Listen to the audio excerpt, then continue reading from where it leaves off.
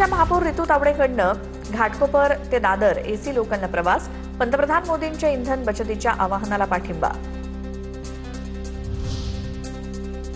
भांडूपमधील काँग्रेस नगरसेविका आशा कोपरकर यांच्यावरती महिलेच्या अपहरणाचा आरोप. पतीसोबत मैत्री करणाऱ्या महिलेचं अपहरण करून तिला मारहाण केल्याचा आरोप. नगरसेविकेविरोधात पोलीस ठाण्यात गुन्हा दाखल. वांद्रे पूर्वमधील गरीबनगरमध्ये अतिक्रमण हटाव मोहीम. रेल्वे स्टेशन परिसरातील अतिक्रमण हटवण्यासाठी रेल्वे 2 दिवस मोहीम राबवणार. 140 झोपड्या पाडण्यात येणार. कारवाईपूर्वी मोठ्या प्रमाणात पोलीस बंदोबस्त तैनात. मुंबईच्या पाणीपुरवठ्यासाठी मनोरी इथे समुद्राचं खारं पाणी गोडं करणारा प्रकल्प राबवला जाणार. महत्वाकांक्षी जलशुद्धीकरण प्रकल्पाला केंद्र सरकारची मंजुरी. मुंबईच्या बेस्टच्या 27 आकारांमधील विश्रामगृह आणि उपहारगृहांचा कायापालट होणार. 10 कोटींचा प्रस्ताव बेस्ट समितीसमोर स्थापन. तर खर्चाचा तपशील देण्याच्या बेस्टच्या उपक्रमाला सूचना. मुंबई विद्यापीठातील इंग्रजी विभागात विविध अभ्यासक्रमांसाठी प्रवेश प्रक्रियेला सुरुवात. मुंबई विद्यापीठात MA पदव्युत्तर डिप्लोमा, BA ऑनर्स अभ्यासक्रम उपलब्ध. गिरणी कामगारांना मुंबईमध्ये घर देण्यासाठी समिती स्थापन. पात्र गिरणी कामगारांच्या वारसांना घरं देण्यासाठी विविध पर्याय तपासले जाणार. मुंबईच्या शासकीय रक्तपेढ्यांमध्ये रक्ताचा साठा घटला. उन्हाळी सुट्ट्यांमुळे नागरिक गावाला जात असल्यामुळे रक्तदान शिबिरांचं आयोजन कमी. रक्तदानासाठी युवक आणि सामाजिक संस्थांचा प्रतिसाद कमी झाल्यामुळे परिस्थिती गंभीर.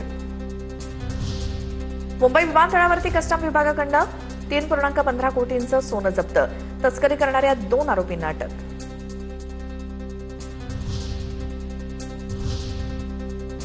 आणि आता पुणे जिल्ह्यातल्या टॉप 9 न्यूज बघूयात. पुण्यातील नसरापूर प्रकरणी 21 मे पासून सुनावणी. हायकोर्टाच्या निर्देशानुसार विशेष न्यायालयात इन कॅमेरा चालणार खटला. विशेष न्यायाधीश SR साळुंखे यांच्या न्यायालयात सुनावणी.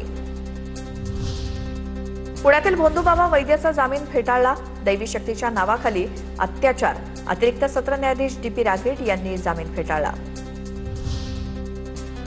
पुण्यातील SRPF भरतीच्या रद्द झालेल्या परीक्षेची नवीन तारीख जाहीर. 24 मे 2026 रोजी नव्यानं परीक्षा घेतली जाणार.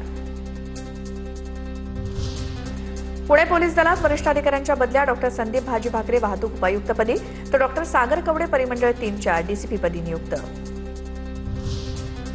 पुण्यातील वंदे भारत अपघातानंतर रेल्वेचा मोठा निर्णय. पुण्यासोबतच देशभरातील डबल डायमंड क्रॉसिंग हटवणार.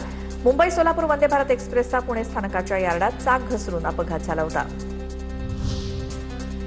पुणे विमानतळावरती गुवाहाटीला पळून जाण्याच्या तयारीत असलेल्या 3 बांगलादेशी घुसखोरांना अटक. खडक पोलीस आणि CISF दलाची संयुक्त कारवाई.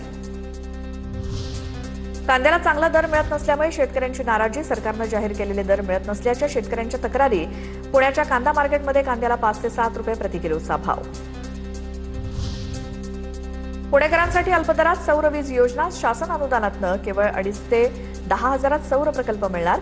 पुढील 25 वर्ष मोफत वीज मिळणार.